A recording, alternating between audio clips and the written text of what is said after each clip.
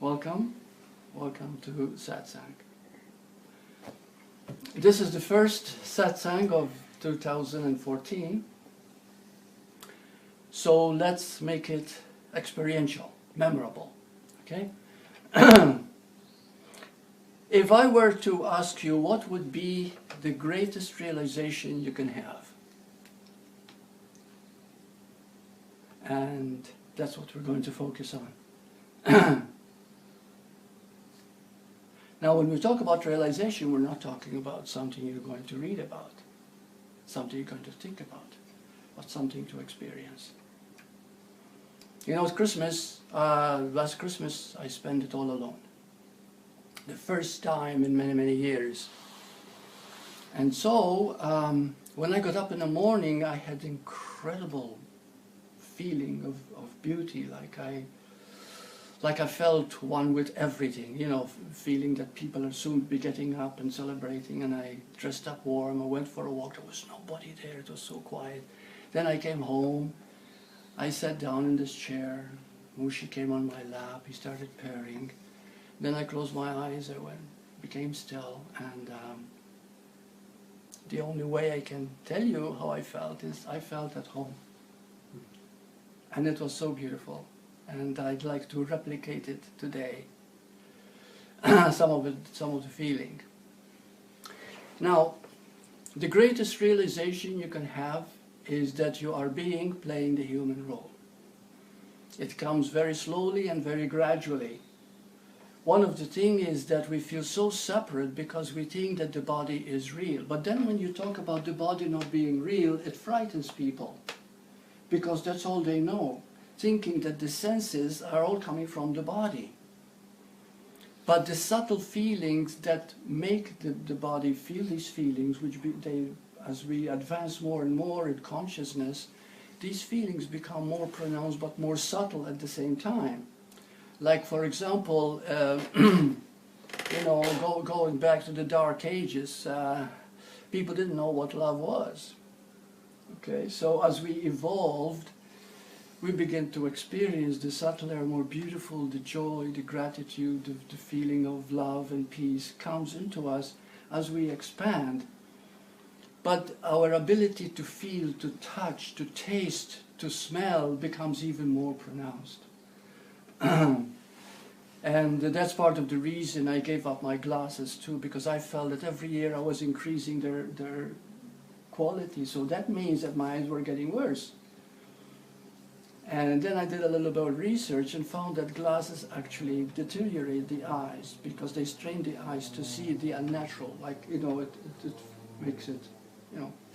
So anyway, so I'm not wearing glasses, and by not wearing them, the fog is beginning to clear, and I see a little bit more practically every few days, you know. So anyway, so very happy about that. But what I'm trying to say is this, that the personality or the persona is not as real as we think, but you are very, very real.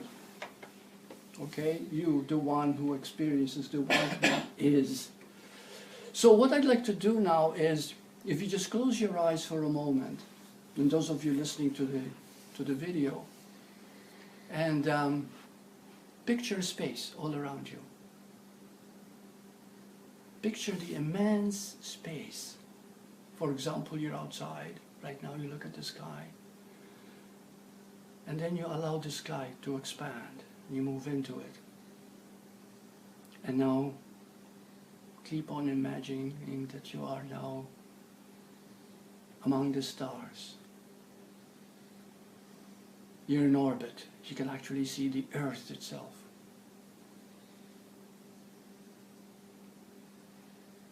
Now this expanse that you are for a moment. You don't have to answer, just feel it. What is it? All this space. So we call it universal mind. But what is universal mind? It is consciousness. And consciousness, although it is fragmented into billions of forms, trillions actually, because everything is consciousness. you find that this is you. There's nothing separate from you. Let's go back, you can open your eyes now. Let's go back to when there was nothing but pure space, pure nothingness, emptiness. Okay, maybe 14 billion years ago. So we can say, well, there was subjective energy, subjective knowing. Because when the Big Bang happened, like I said, 14 billion years ago, there is a fragmentation of this subjective energy and became objective. So it fragmented into not billions, but trillions and trillions of forms. Some became planets, some became plants, some became water, some became mountains, and then some became,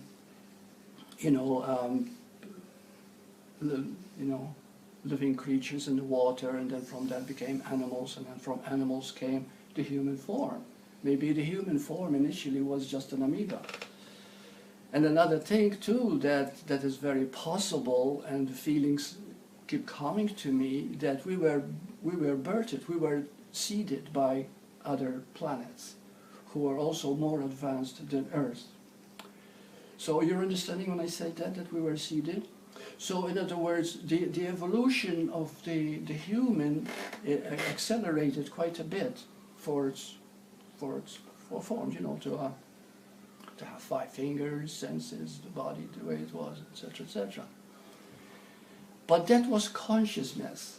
Now, another interesting thing that happens is that when we just were, and there was never a time when we were not, we were pure being, but the pure being wasn't you specifically individual, you were pure being, I am.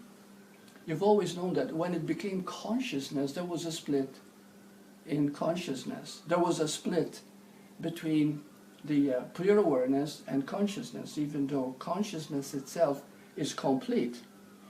So, but consciousness was needed in order for the evolution to actually totally experience itself.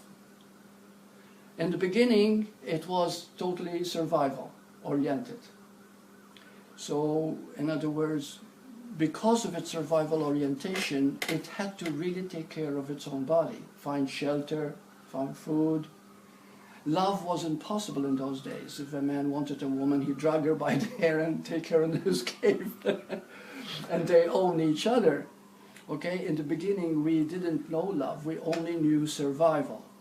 But as we evolved, as consciousness evolved, we began to see finer and finer feelings, understanding, etc. This is so hard to put in words, but I'm doing my best here. So then, as we kept on evolving more and more, we developed what is called a guilt feeling. Now, this guilt is because we are subjective, actually subjective being in truth. We are being, but we don't know. So we've identified with the objective. Do you know what I mean by objective and subjective? Subjective is totally empty of anything that you can think of. It just is. But from that comes the objective. So everything that you experience in the world around you is all an object that has come from the subject. Okay? So, so therefore, we were only aware of the object. And because we were only of the object, we didn't develop the finer feelings, the finer knowing. So in us was born something else. The feeling, I am not good enough. The feeling, as we became more sensitive, incidentally, we developed this. So I'm really jumping many, many thousands of years in, okay? So as we evolved quite a bit, we began to develop this feeling as if I'm missing something. I'm not good enough. I feel bad, etc., etc. And this feeling was like, someone said it's just like a pebble in your shoe. You know, you feel a pebble in your shoe, you stop, you take the shoe off, you shake it, you think you got rid of the pebble, you put the shoe on, the pebble is still there. Guilt is another way of explaining it too. It's just like having an itch, and you scratch it, but it just doesn't go away, and it's always there. Another example, so that we really get the feeling, did you ever put the vacuum cleaner on in the morning and forget about it, but it kept on going, zzz, working all day long, and you were busy doing something else, but you didn't shut it off? Well, in the evening, all of a sudden you forgot. This zoom that was going on all the time, you almost became used to it, until you realized the hum and you turned it off. Peace. Okay? So what I'm saying is that this guilt is in everyone who thinks they are just a body, because they keep identifying with it. So there is this feeling, always dissatisfaction. Until you realize who you really are, this guilt will not go away.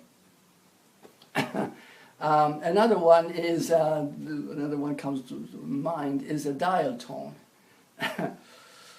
One time I left the phone off, and I kept hearing this dial tone there, but I was too busy doing so many things I didn't want to bother. But it was so beautiful when the dial tone just stopped. Okay? So this is what's going on all the time when we suffer guilt. There is something there, but you can't quite put your finger on it. Okay? It is nothing more than the feeling that you are incomplete. You are just not feeling complete. In other words, you've identified so much with the object called body that you do not realize there's no such thing as body. The most beautiful thing to realize is that the body is the consciousness appearing as the body. You know, just like we were talking today, and if you move the finger like this, you keep seeing the finger, but if it moves very, very fast, it becomes almost like another object. Okay? Well, similarly with the human form, it is consciousness in appearance, trillions and trillions of cells, which make it seem very solid. All the feelings that you have, all the senses that you have are all coming from consciousness. Okay, so this guilt feeling is a very interesting thing, because it comes from the idea that we are separate from Source. And that's why it is so painful. And I'll tell you, because when I was a young man, I suffered a lot from loneliness. Tremendous loneliness.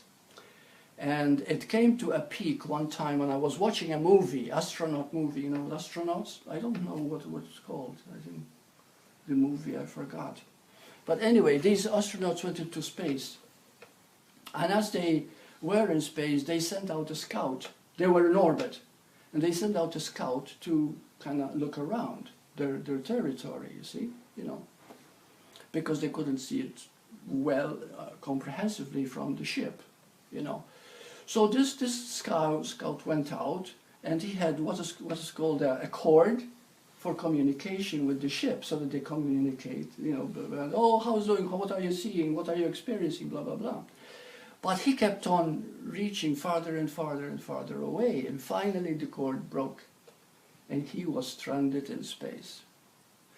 And the one thing I never forget from this movie is when I saw, and the camera came very close to his face, and the horrible feeling in his face, the terrible anguish or terror, that's the word, terror of being lost in space.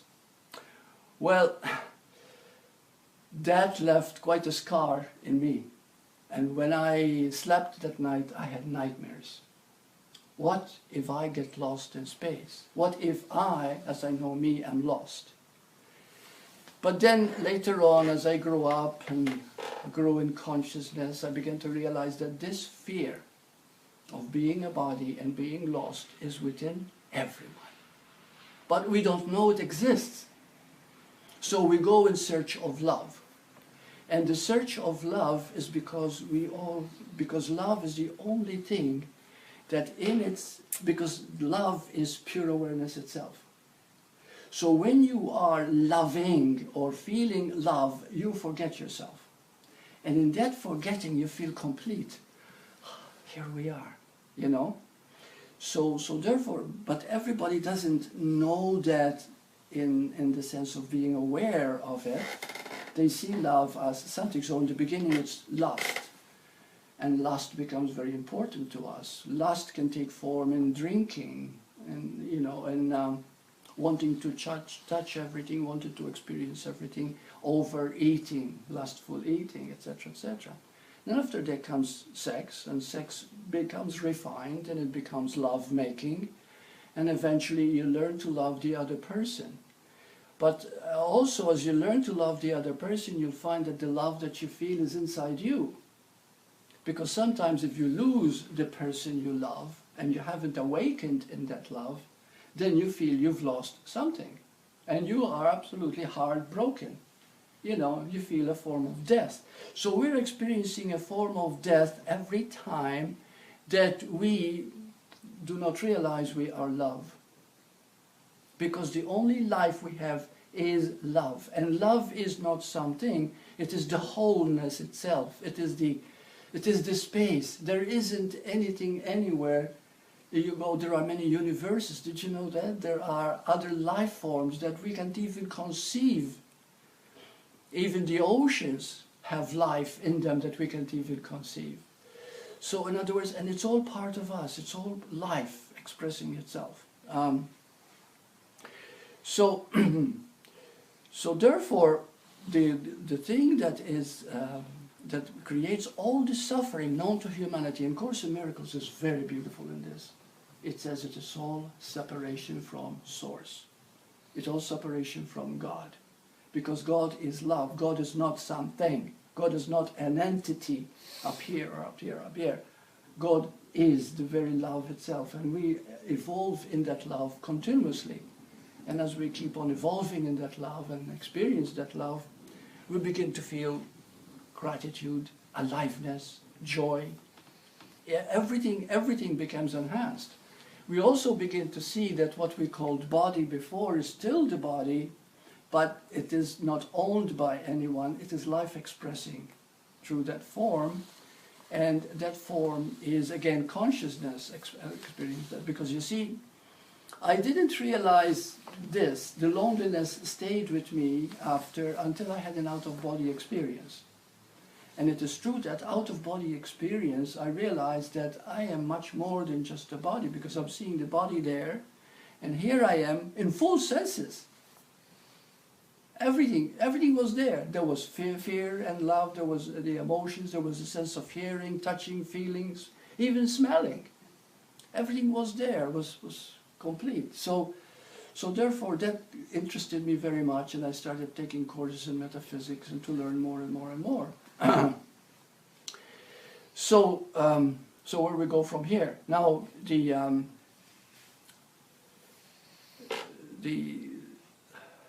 all the suffering, okay, is all created by this sense of separation, all of it. The separation is always from love. Love is also something that when you love someone so completely, you'll find that you're not really loving them at all. They are one with you. You begin to feel that oneness. So we don't love or return that love. We're simply love, period. You see? And as we immerse ourselves into that love, then love takes over, and we begin to feel this aliveness, this glory. Now what is interesting is, as we expanded, as we went into this form, I said, experience the grandeur that you are, the space that you are, and then you are in orbit, etc., etc. And this was to give you the feeling that everything that you're experiencing is universal mind. And universal mind is consciousness itself. You can never be outside of consciousness. Another interesting thing, as you begin to awaken to consciousness, you'll find that everything is consciousness.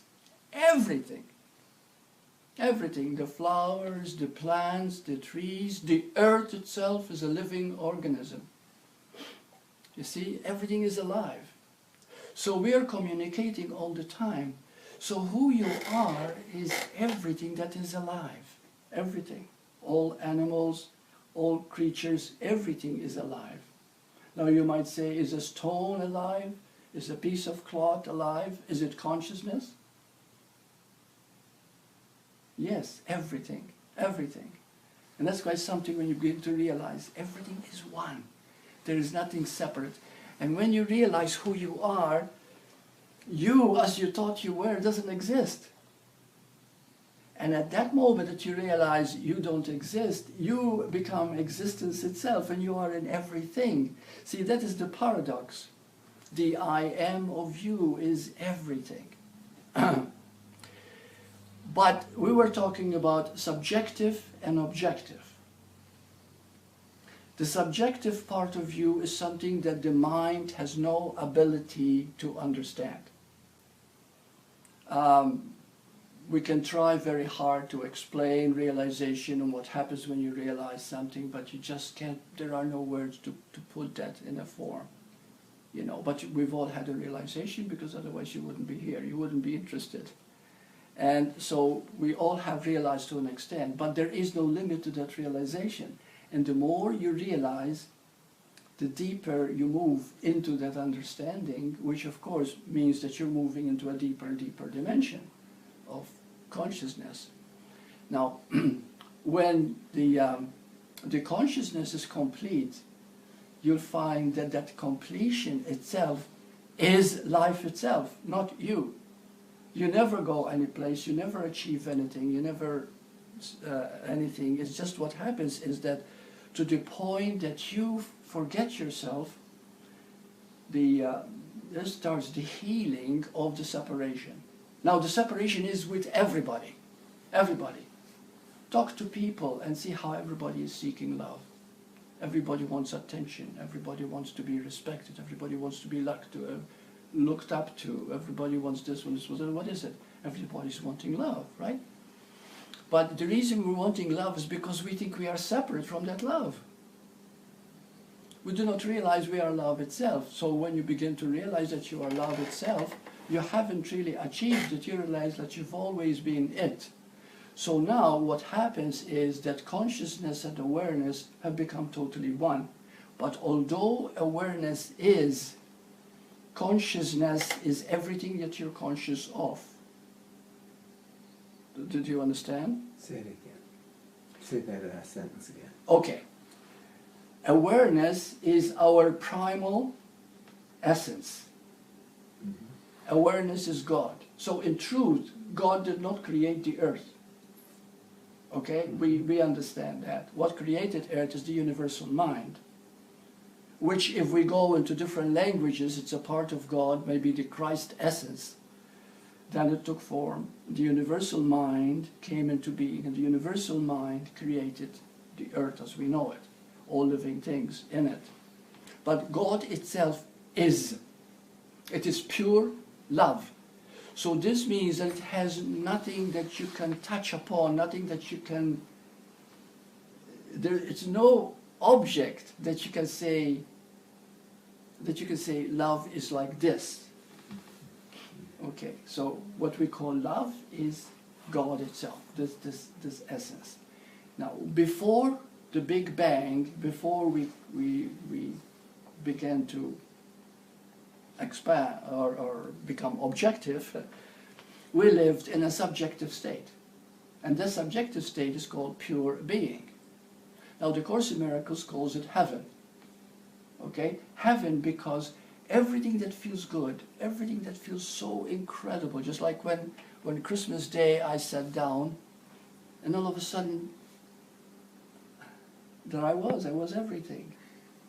You know, that was their birth, I don't know. Even though he was on my lap purring, and I could hear the purr, but I was everything, you see? And at that moment there was a euphoria, an ecstasy, a joy, so great that you have no words to explain. So we can say that the heavenly state, or the state of our pure nature, which is love, is the heavenly state, is itself pure awareness. You see?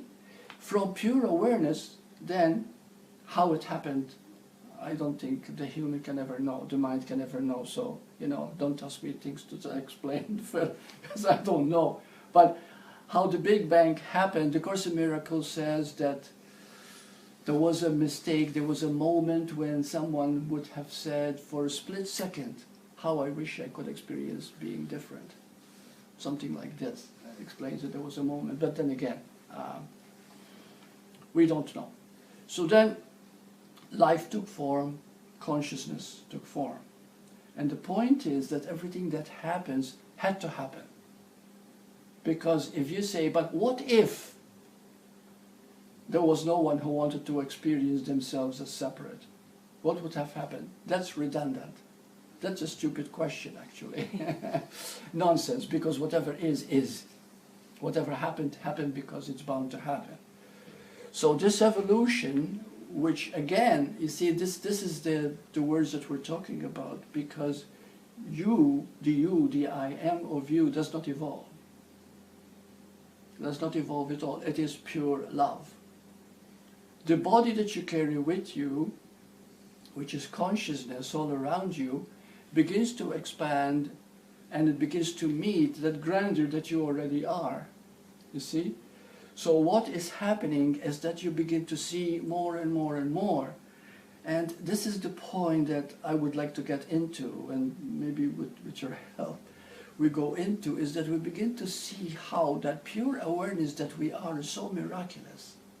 It's so incredible that it itself is everything, even consciousness itself that was created out of it. You see, the qualities that are in self-awareness, in pure awareness, and pure awareness is being, pure being. That awareness is self-recognizing. We know that, right? It is so self-recognizing that actually the moment she says, oh, you're being aware, immediately you feel, aha, I'm being aware. Take it personally, immediately. There's no one who's aware. Awareness is. It appears as conscious forms. Okay, but that pure awareness is God itself. It is love itself. It is self-recognizing, so you actually think, you see, that you are being aware. But there's no you that is aware, small u. There's only I am that is awareness itself. If something in your heart begins to feel it now, we are really, it's wonderful. Okay. Another aspect of this awareness also is that it is self-organizing. So when we raise questions like, well, what makes the fetus become a living human being, or what rotates the earth around the sun and create the semblance of time? Is time really going by? No. It isn't. Time is not going by. Time never existed. In that state of being, pure awareness, we were. It's eternal. There's no way that the mind can ever conceive of that, but we were. And when we became objects, we began to experience time. So consciousness split into human and being. And that split creates what we call duality. So in order for something to exist, it had to have its opposite. Okay? With an up, there has to be a down. Got it? So for a front, there has to be a back. For a black, there has to be white. So also, because we were love, fear came into being. So we need to experience everything. And when we experience all emotions, we begin to expand. The thing is that we fear so much our separation from Source, whatever you might call it, and our separation is so immensely ingrained in us as guilt, is that we are not able to look at emotion as a movement of energy. We immediately identify with it. And the biggest of these is fear of death. You see? And the first thing you experience when you experience your true nature as love is that not only death doesn't exist, it could not exist. It is not possible. Because nothing can die. Why nothing can die? Because nothing exists. You see, we are not as we think we are. We're just appearing. You see, consciousness appearing, taking on this form, and we play with this form, but inside we are God. We are this essence of pure awareness. So what I'd like to do with you guys is explore how pure awareness is itself love. Because here we were subjective. Subjective is the heavenly state. But there was no individuals. There was no me and you. There was just I am. That's it. But you were still there. You are always there. You are infinite. You are eternal. There's never a time when you were not. But the moment you appeared as a form and began to evolve as a form, and the form refined itself to learn to love, to learn to care, to learn to see its affinity with others, then you begin to see also that you are far greater than you think you are. But now, all this is part of the I am part of you, which we go back to pure awareness. And the one thing in Advaita Vedanta which focuses a lot on is pure awareness. Because they say that, and many people just don't understand it at all. Oh, they know all the words and they write books about it. But to understand what pure awareness really is, to understand its miracle, its beauty, its awesomeness, is to understand everything else. You see? So now, feel it out. How is pure awareness, now when I say pure, I mean pure witnessing, okay? Pure witnessing means there is no story, there is no label. One time I was with a woman in Jericho Beach, and she said to me, Burt, explain to me what witnessing is. And I said, I wish I could. I said, see it this way. I said, you're witnessing all the time. You're witnessing that sofa, you're witnessing your body, you're witnessing me. I said, but pure witnessing is an entirely different ballgame. This means that there is no comparison, there is no judgment, there is no labeling of anything, there is pure seeing. And the moment there is pure seeing, there are no emotions either. And you enter a different plateau. So she said, well, how can I do that? I said, well, you know, when it came from the blue, I said, I'd like to go to the water right now. It was kind of warm and I want to put my feet in the water. I said, why don't you sit here and look at that tree? And look at it like you've never seen it before. But don't call it a tree, that's labeling. Don't call it anything, just look at it. And keep looking, but don't stare, don't say, I wonder what's going to happen. But she must be very intelligent. Well, she was very extremely intelligent, but she was from out of town, unfortunately. And so we didn't see each other that often. But after I returned from the water, she was still there. And she had a radiant look in her face. She looked absolutely euphoric. As a matter of fact, when I looked at her, I just didn't feel like disturbing her. And I said, did the tree talk to you? And she said, yes. She said, I communicated with that tree. I saw its age. I saw its plant being planted. I saw so many things. And she was like, we couldn't talk about anything else because she was absolutely entrenched in this incredible consciousness. And all it did because she listened, you see? So that's the witnessing. Witnessing is, there was a shaman, and they were in the desert. And he was sitting against a tree, this shaman, and shamans are known for their ability to witness. And the cobra comes along. And you know how fast the cobra is, just like a bullet, you know. if you show the slightest fear, and the moment he saw the cobra, he witnessed it. And the cobra wound around, this is all fact, round around him and round around the neck and everything, is almost choking him. But he kept on witnessing. And then after a while the cobra got tired and unwound itself and moved back. And nothing happened to him. She wouldn't strike because there was no fear in him. Because at the moment of looking and witnessing itself, this story was told to be my mother. She told that story. And anyway, so this is what witnessing is. Okay? To see something in pure awareness.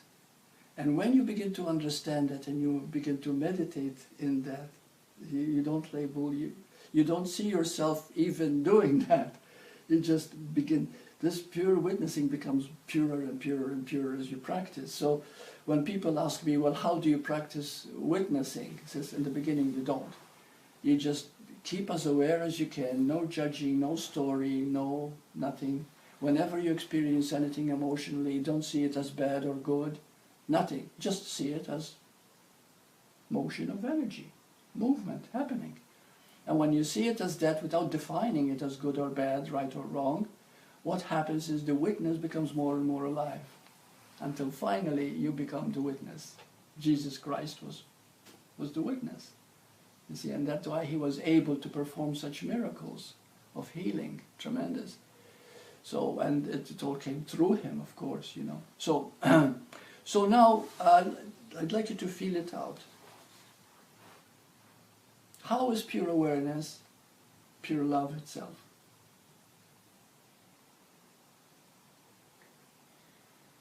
Yeah, say. There is no need for completion. It's complete. Yeah.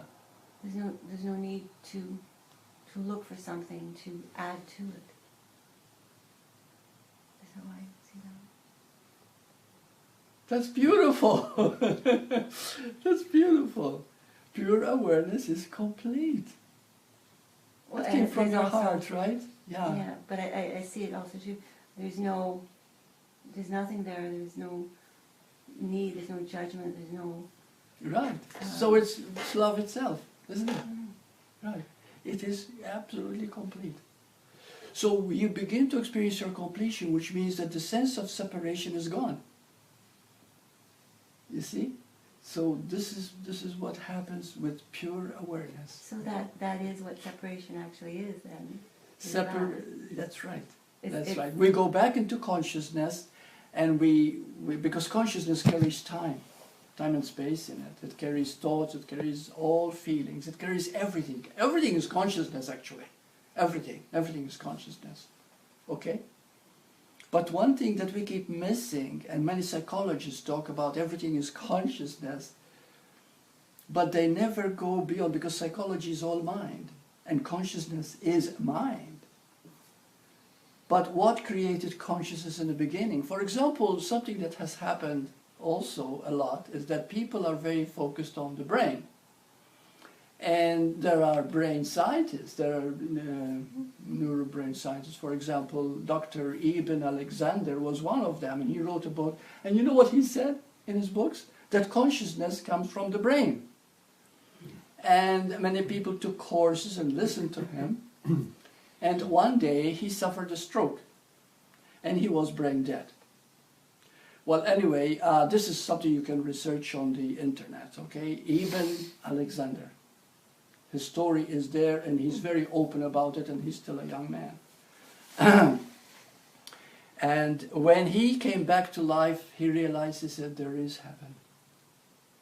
There is God. There is everything. And he says, and the books that I have written, everything, he says, I reverse it. He says. You see? And what I thought that the brain created consciousness is consciousness that created the brain. Consciousness creates everything out of itself. You see? So, anyway, so where were we? So, when we begin to understand, especially that awareness itself is also self-organizing. My God, now we enter a totally different plateau. Okay, for example, the body carries the DNA. Did you know that if I took a strand of your hair, I could clone another Jan? But it's true, you've heard this, right? I mean, I haven't done it. But you know, if I take a piece of your nail, we can have another Boris. I mean, it's absolutely amazing. Now everybody who studied physics, and they know this for a fact, that everything is, what is the word, holographic. Okay, everything's holographic. Consciousness is holographic, which means that the smallest particle is also the whole. So to think that you are separate from God is the worst thing that could happen to a human form. The greatest suffering is the belief that you are separate from God. You are God itself. And then when you begin to feel that, the ego itself will begin to die away. But you are still you. You'll always be you. You see? Wherever you go, there you are. Always. And you carry everything with you. But at the same time, you know that everything is, because everything is and is complete. You see? Now, there's no way that the mind can understand this. But again, you begin to feel it. And it's called love. As you know, did you ever look into someone's eyes? Maybe a child. And all of a sudden, as you look into those eyes, you begin to feel this love. It's almost unbelievable. And when you feel it, you are that child. You are so alive. At that moment, you are so clear. You see, everything, every part of you becomes clear. Okay? Because that's what love does. Because pure awareness and love, like you said so beautifully. Okay, I was very pleased. Because you're complete. When that comes into, when you realize pure awareness, you also realize your completion as a being. You see? And that's when the human and the being begin to realize their oneness too. Because another beautiful thing is that the subjective has become objective. We know that. But the objective was so ignorant without the subjective that it started living only on survival. And it created hell, it created wars, it created brutality, it created man's worst enemy. Man against man, you know how it goes. Because of the separation. So now what is happening, dimension-wise, we're moving from the third, fourth to the fifth dimension, for example, is that now the objective is becoming subjective. Again, it's returning back to source. So what is happening now is that as we become more subjective, we don't lose the objective, but it becomes refined. You see? For example, when Jesus was crucified, he said that he wanted to do that because it was part of the script that was written. We all are living a script right now. And the only way to purify that script, to undo the things that we had not done before, we transgressed in the past, we hurt people, we did this, we did that. The only way that we can collapse time in our favor is by forgiveness. So when you forgive, we are here repeating the cycle. We are repeating the cycle that you're living now. You've already lived it. You see? If another 10 years from now you're doing this, you'll look back and say, oh, I knew this. Okay, you are living your script. But we still have choice between love or fear. So if you don't forgive, there is what is called karma. Now karma is part of the subconscious, the consciousness, not part of pure awareness. Okay? So karma actually does exist in consciousness. So if I hurt someone, I'm going to get hurt as a result. It's inevitable. This is something I experienced myself. One time there was a young man, a teenage boy, and he did a lot of vandalism, breaking cars, you know. They were sitting in the, maybe 1 o'clock in the morning, he broke their windshield and blah, blah, blah. It was anger, whatever it was. We were not going into the psychology of it. But this young man was caught and he was sentenced, etc., etc. I don't know whether he actually went to prison or not, but the point is that anyway, he came to the point where he bought a car. And this car was everything to him. And they vandalized it. And he learned what it's like to have something happen to you that you did to somebody else. Now this is how we learn. We learn from lifetime to lifetime to lifetime to lifetime that which we did to keep undoing, to keep cleansing, until we come to the point where we have reached perfection, which is the I am of you, which is that part in you that has no longer karma. Now they say that when we enter the 5th dimension completely, there is no karma in the 5th dimension, because we realize that we are total subject, not objective. Okay? But we'll leave that for now, because I am not 100% exactly how it works. So where were we? So therefore, we're learning all the time, very slowly, that every single thought you think, that you run away from, every fear that you experience, every judgment you make, you have to have it happen to you. As a matter of fact, when you judge, immediately you feel the impact of that. Immediately. Even if you're walking down the street and you see, gee, I don't like that person. Immediately you find that 10% or 15% of your energy is already depleted. You see? Because when you judge someone, you're actually judging yourself. Okay? So therefore, how do we learn to make the most of our lifetime? Okay, and how do we forgive? You see, people are still thinking, they're still writing me, you know, and it's okay. They still think that they're doing something. How do I forgive? You know, forgiveness is the knowing that there's nothing to forgive. You see, like nothing's happened. You know. Now, a woman was telling me she was heartbroken, and she's telling me how her husband has fallen in love with another woman, and she feels totally broken up over it, etc., etc. And so finally I wrote her after a few emails, because I love this woman. I told her that nothing actually happened. What seems to have happened was inevitable. You became very aware. He wasn't interested. The communication was a gap in communication. He began to feel left out. Naturally, his need for love is there. And then he met a woman, maybe, and the lust in him, the need for sexual expression was very strong, because he wants to feel something. Everybody wants to feel alive, but he wasn't feeling it in his marriage. But now they are working it out, and they're communicating better, etc. So I said to her, I said, as we look back, it had to happen. You see, that's how we learn. So the lessons that we learn in emotions, if we meet them right away, not as something bad, but as something that we need to look at, then automatically the fear that was in it becomes love. How does it become love?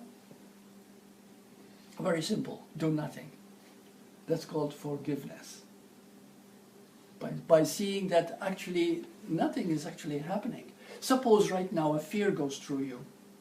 Oh my God, you know, I'm not wearing glasses. What if I go blind? I'm just making it up, okay? Let's suppose that fear comes, okay? Well, I can look at it and accept it as a fear and says, oh, you know, and see that nothing is there, just a fear came because we want something tangible, something that gives us security, something that gives us confidence, something that makes us feel safe. And since everybody tells you, you need this to feel safe, you need this hospital to be cured, you need this medicine to feel better, we are so, like for example, the flu bug was going around and the papers were full of it, you know, years ago maybe. and everybody was looking at each other. Oh, did you catch the flu bug yet? You know, it became rampant. This fear became so prevalent, and everybody was buying into it. You see? And the point is to understand that everything is consciousness. So what you are conscious of, you will become automatically. It's inevitable. You see? But when you begin to see that you are one with pure awareness, you are one with God, you are one. Now when I say God, you are seeing it very clearly. We're talking about love here. We're talking about the highest possible feeling that a human being can feel. The highest feeling. And there's no limit to it. No limit. You know, even Anita Muriani, when she talked about her experience when she was comatose, you know, even that she says that it's very hard to put in words the feelings that she had. And Ibn Alexander, when he talked about, he realized that there was, you know, that everything is pure consciousness. Because again, consciousness can become pure. Okay, Ramana Maharshi never mentioned pure awareness. He called it pure consciousness. And he referred to it as self, capital S. You see? So when you take consciousness and it becomes pure witnessing in consciousness, that becomes pure awareness. Because we enter the God state. We enter the love pure state. You see, at that moment. So, so anyway, let's go into and explore this some more, because there is, yeah. I have a question. It seems like I see two levels happening, and I know you mentioned this. But the one of the idea that we learn from our karma and that there is anything to learn, I'm having trouble with, because in pure consciousness there's nothing to learn. Right. You are complete. That's right. So you why forgive bother? by seeing that there's nothing to forgive. Yeah, yeah. Because I think there's a trap of people thinking they're becoming more spiritual by learning from all their experiences, when really they could just become aware of that there is nothing to learn. That's right. But you are learning all the time from what is happening that there's nothing to learn. Yes. Right. So it's kind of a funny thing, because Right. Yeah. because with pure awareness, consciousness of becomes almost irrelevant. That's right. Yeah. Oh, Yeah. okay, just wanted to make sure I There is had only that. you. You see, it sounds very egoistic. Right. But in truth, there's only you. Right. So there's nothing to hit up against, to change for. Right. All of that is. So when you hate somebody, you're hating yourself. When you judge something, you're judging yourself.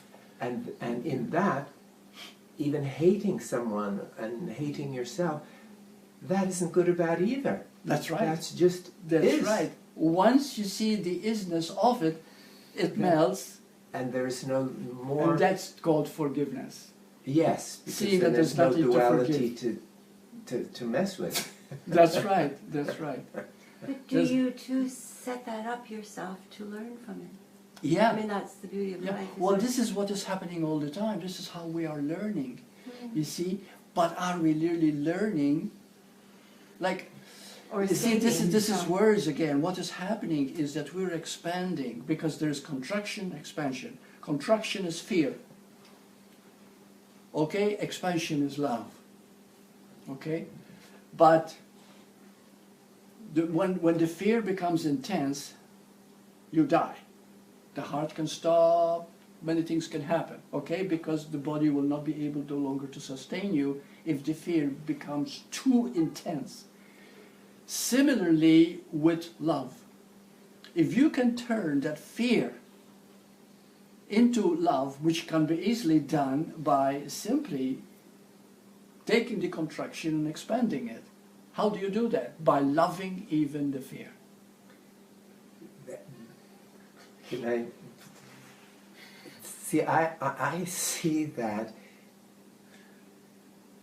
there is love even in the midst of the fear. That the fear is actually an illusion. Yeah. That it isn't really love and fear. It isn't really love, big L, love. Yeah.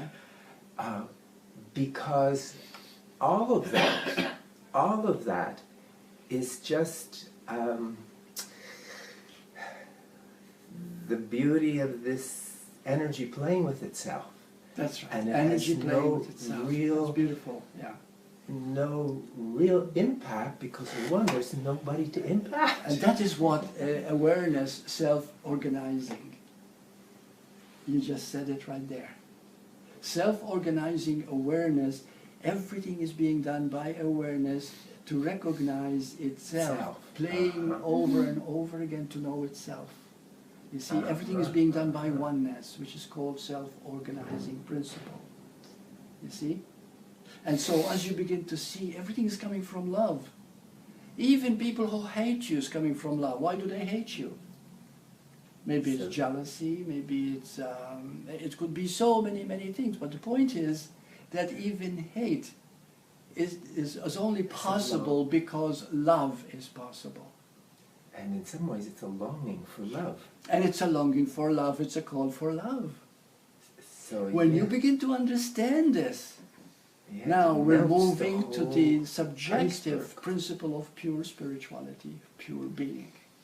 You see? This is why Jesus used to spend a lot of time with prostitutes and beggars and thieves. And the Jewish people there asked him, they said, why don't you spend time with us rather than with these people? And he said, because these people are not hypocrites. Hypocrites. They're not hypocrites, Uh-huh. you see. So when a person does not play a game, a mind game, it's the most dangerous thing we can do. And everybody is doing it. Oh, I am spiritual.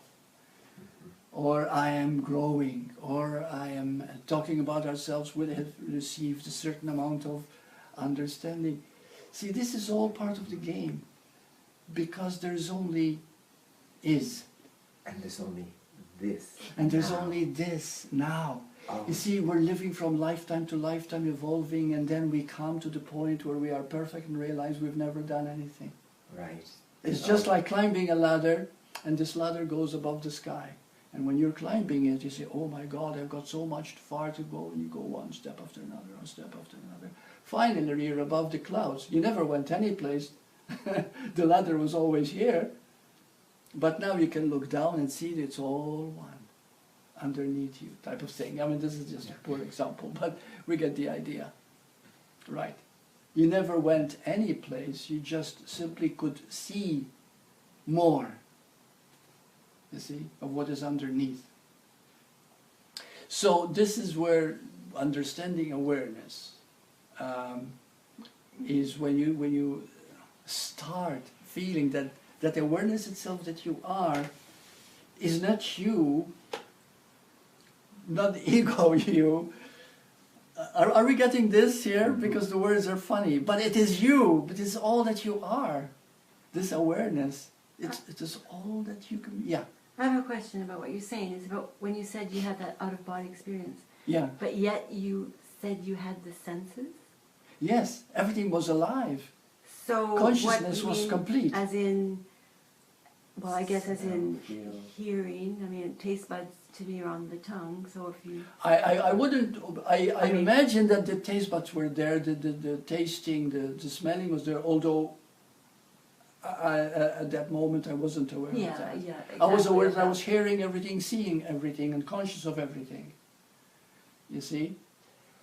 Well, consciousness that consciousness needs no vehicle because it is what it smells, tastes, feels. It is. There's no separation.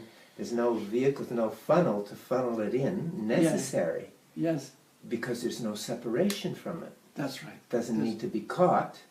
Yeah. It's already in the box, so Yeah. to speak. You Yeah. know? And that's the how I beautiful could thing see about it. consciousness, is that whatever you look, whatever you see, is consciousness. Mm. It's all consciousness. There's never anything separate from it. One of the things that I thought, the way I started out talking today is, you know, you go up in orbit and then you see other universes and everything else, because we find that when we start to think in those terms, we begin to see how unlimited everything is.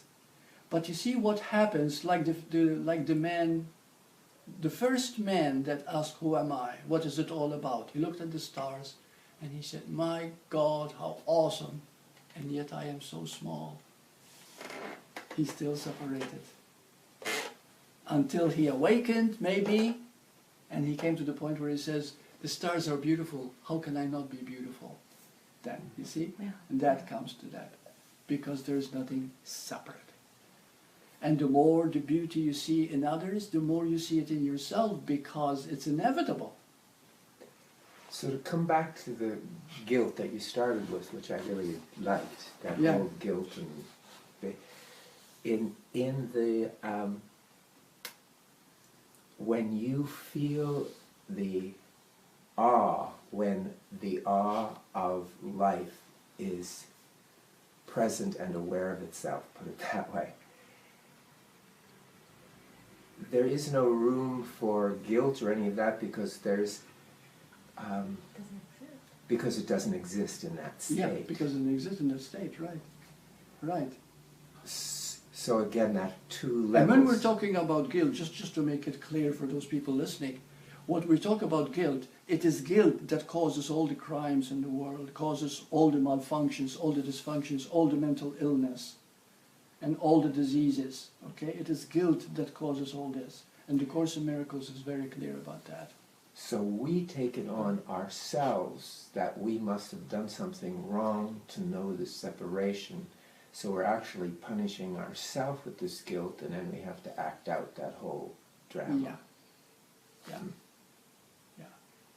And by putting ourselves in the shoes of the experience and experiencing it and then forgiving it, which means you don't do anything, which means to see that there's nothing to forgive, okay, that immediately melts away and shows you that everything is as it is. And you've learned something very precious because you're not identified with it. Yeah, and that's the act of that is witnessing, is pure witnessing. That's right. That's right. Yeah, yeah, yeah. When pure awareness becomes witnessing in you, then you're very clear. Then one look, you see the truth. You see? Yeah. Okay. Namaste.